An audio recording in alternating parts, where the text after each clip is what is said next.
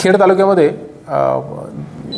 दिनांक 5 जुलै ते 8 जुलै या कालावधीमध्ये झालेल्या अतिवृष्टीमुळे मोठ्या प्रमाणावर जे नुकसान झालेलं आहे आणि त्याबाबत प्रशासनाने आम्ही सर्वांनी म्हणजे सर्व विभागांनी एकत्रित बैठक घेऊन त्या संदर्भात आम्ही जे रिस्पॉन्स दिलेला आहे आपत्तीच्या काळामध्ये, तर त्याबाबत आपणा सर्वांना याद्वारे मी अवगत करीत आहे। खेड तालुक्यामध्ये एकूण 5 दुर्घटना घडल्या।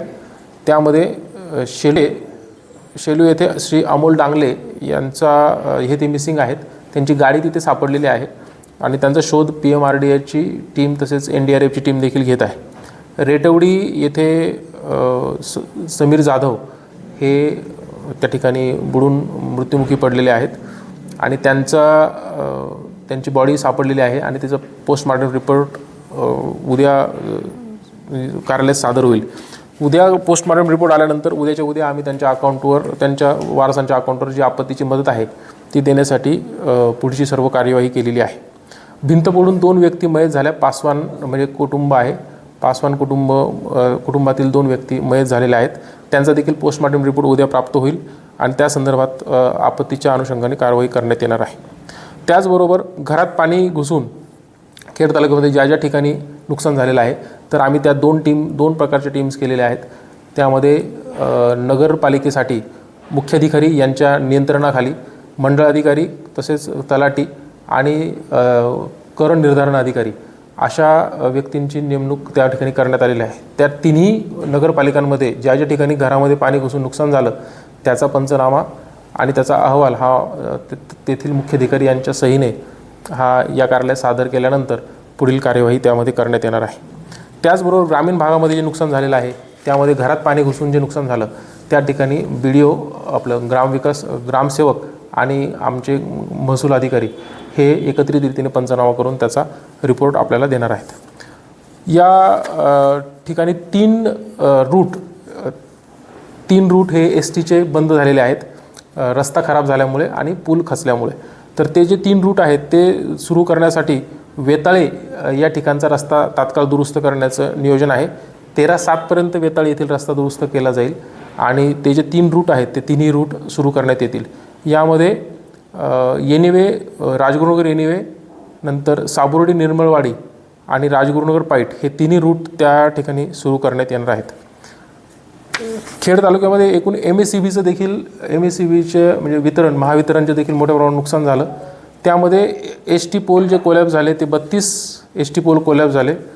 त्यानंतर हाय टेन्शन केबल तुटण्याच्या घटना या 24 घडल्या। लो टेन्शन पोल हे 97 लो टेन्शन पोल पडले। त्याचबरोबर लो टेन्शन पोल केबल तुटण्याच्या घटना या 105 घडलेल्या आहेत। तसेच ट्रान्सफॉर्मर देखील 7 ट्रान्सफॉर्मरला नुकसान झालेलं आहे। असं एकूण एवढ्या नुकसानीमुळे एकूण 2377 कुटुंबांची लाईट ही डिस्कनेक्ट झाली होती। त्यांना अंधारात काही काळ राहावं लागलं, परंतु 24 तासाच्या आत पाऊस उघडल्यानंतर MSEBीने 24 तासाच्या आत सदर विद्युत पुरवठा रिस्टोर केलेला आहे सक्सेसफुली आणि इतर जे नुकसान झालेलं आहे ते दुरुस्त करीत आहेत। त्याचबरोबर आता मुख्य नुकसान जे झालं आहे शेतीचं, तर त्या शेतीच्या नुकसानाचे आपण जे प्रकार केलेले आहेत तर ते 3 प्रकारे आपण करत आहोत। काही ठिकाणी शेतीतला गाळ वाहून गेला, काही ठिकाणी वाहून गेलेला गाळ एखाद्या शेतात जमा झाला आणि त्याचबरोबर ज्या रोपवाटिका आहेत किंवा लावलेली पिकं आहेत, लागवडीखालची पिकं, त्यांचं नुकसान झालं। मावळ पट्ट्यामध्ये ज्या कुडे आणि पाईट या ठिकाणी मागच्या 2 दिवसामध्ये 110 mm म्हणजे एका दिवसामध्ये 110 mm आणि त्याच्या आधीच्या दिवशी देखील मोठ्या प्रमाणावर अतिवृष्टी झालेली आहे आणि त्या अतिवृष्टीमुळे तेथील जे नुकसान आहे ते नुकसान आपण त्याचं मूल्यमापन करण्यासाठी आपण ग्रामसेवक, ग्राम महसूल अधिकारी व कृषी साहेब यांच्या नेतृत्वाखाली टीम्स तयार केलेल्या आहेत। त्या टीम्स या उद्यापासून कार्यान्वित होतील, म्हणजे शुक्रवार दिनांक 10 जुलैपासून त्या टीम्स कार्यान्वित होतील आणि त्यांना सूचना दिलेल्या आहेत। तसा आदेशही आम्ही काढलेला आहे की शनिवार आणि रविवार या सुट्टीचे दिवस असले तरी देखील त्या टीम्स कार्यरत राहतील आणि शक्यतो सोमवार संध्याकाळपर्यंत आपल्याला ॲक्च्युअल जो नुकसानीचा पंचनामे आहेत ते नुकसानीचे पंचनामे आपल्याला मिळतील।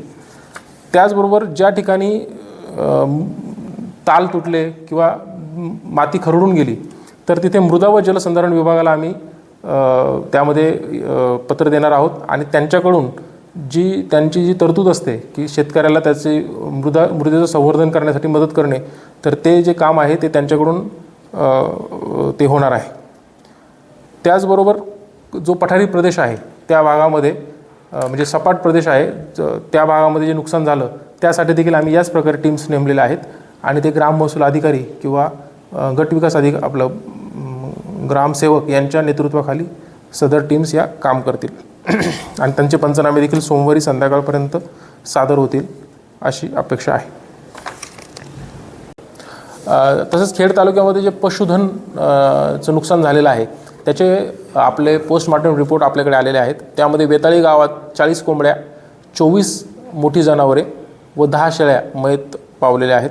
त्याचबरोबर साबोर्डी येथे 2 मोठी जनावरे मयत झाल्याचे दिसून आलेले आहे. आपल्या शासन निर्णयानुसार जी रक्कम आहे ती शेळीसाठी 4,000 रुपये, मोठ्या जनावरांसाठी 34,000 रुपये आणि कोंबडीसाठी 100 रुपये अशी जी नुकसानीची रक्कम आहे ती त्यांना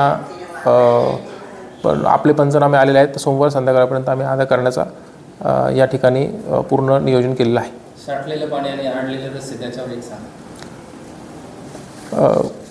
खेड तालुक्यात काही ठिकाणी मोठ्या प्रमाणावर पाऊस पडल्यामुळे रस्त्यावर पाणी आलं आणि त्यामुळे वाहतुकीचा अडथळा निर्माण झाला. तसेच काही लोकांच्या घरात देखील पाणी त्या ठिकाणी गेलेलं आहे. तर नैसर्गिक प्रवाहास असे आढळून आले की जो नैसर्गिक प्रवाह आहे त्यामध्ये त्याला अडथळा निर्माण केल्यामुळे किंवा नैसर्गिक प्रवाह बदलल्यामुळे किंवा नैसर्गिक प्रवाह हा बंदिस्त करण्याचा विनापरवानगी बंदिस्त करण्याचा प्रयत्न केल्यामुळे हे नुकसान झालेलं आहे. तर अशी जे प्रॉब्लेम्स आढळून आलेले आहेत ते प्रॉब्लेम्स आयडेंटिफाय करून आम्ही ग्राम महसूल अधिकाऱ्यांमार्फत व मंडळ अधिकाऱ्यांमार्फत सदर प्रॉब्लेम्स आयडेंटिफाय करू आणि त्याच्यावर तात्काळ कडक कारवाई करणार आहोत.